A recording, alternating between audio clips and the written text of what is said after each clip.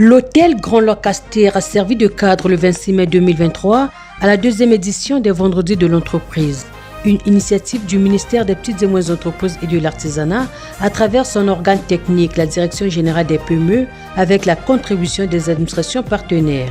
En effet, c'est un cadre d'échange entre les porteurs de projets, les promoteurs d'entreprises et les organisations patronales autour des questions liées à l'entrepreneuriat, levier important de la diversification de l'économie congolaise.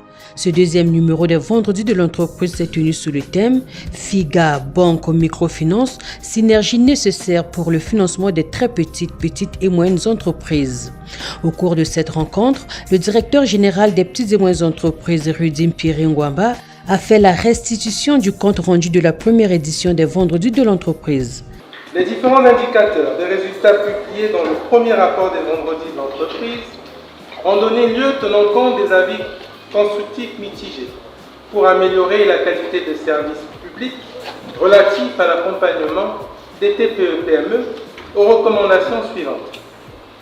La pérennisation des Vendredis de l'entreprise, la vulgarisation des mécanismes de normalisation des qualités des produits fabriqués par les TPE-PME et les artisans congolais, la vulgarisation des droits et obligations fiscaux des très petites et moyennes entreprises, la communication et la sensibilisation du public sur l'écosystème des TPE-PME, la création d'une bourse de projet visant à protéger les innovations, la diminution du taux d'importation en favorisant la production locale, la facilitation à l'accès au financement au niveau des banques, taux d'intérêt trop élevés, les coûts additionnels, les frais de dossier, les frais notariaux, bref, on passe. La formation des jeunes, la création des centres de formation professionnelle et qualifiante au métier de l'artisanat.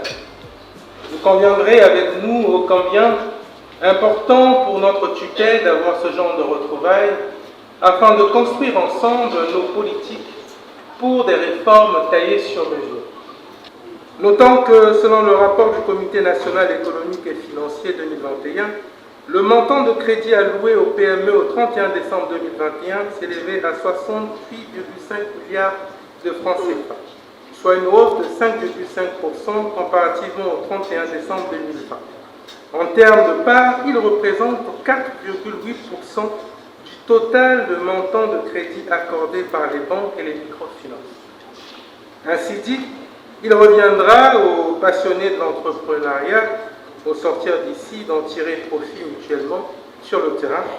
Lançant ce deuxième numéro des Vendredis de l'entreprise, la ministre des PME et de l'Artisanat, Jacqueline Lydia Mikolo, a mis l'accent sur le thème retenu. Cette fois-ci, nous abordons un thème d'actualité, certes, mais qui devient une question pressante, urgente, dirais-je, c'est le financement. Le financement pour nos artisans, le financement pour nos micro-entreprises, très petites entreprises, moyennes entreprises. Donc le financement pour nos PME.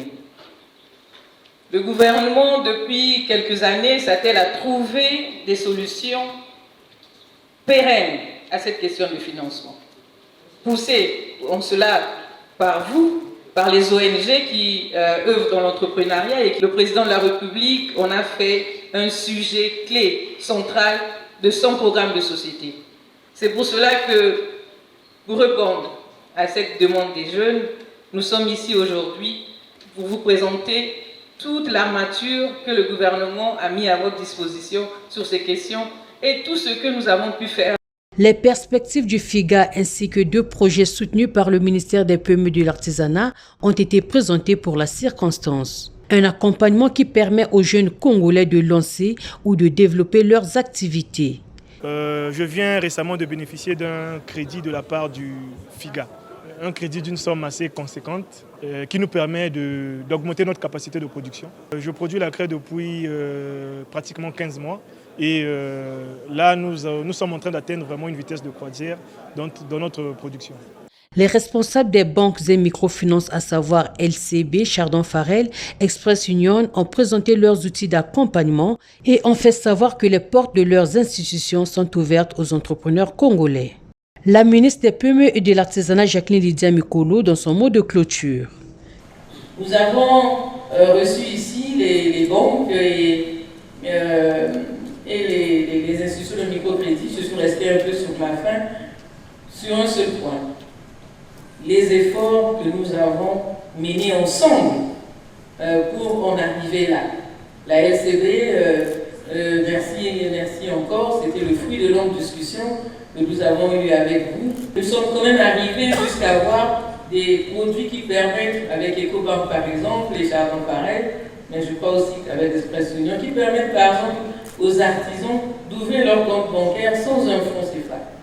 Il suffit d'avoir sa carte d'artisan. Donc il faut quand même dire ce que vous faites avec l'État, ce que l'État vous amène à faire en vous rassurant sur la qualité, par exemple, des documents que nous fournissons et sur les perspectives qui sont encore très importantes. Il y a des portes qui vont encore s'ouvrir, surtout dans le cadre de notre partenariat avec la LCB et avec les microfinances. Nous sommes en train de travailler avec toutes les banques de la place pour avoir un produit que nous avons appelé produit FIGA.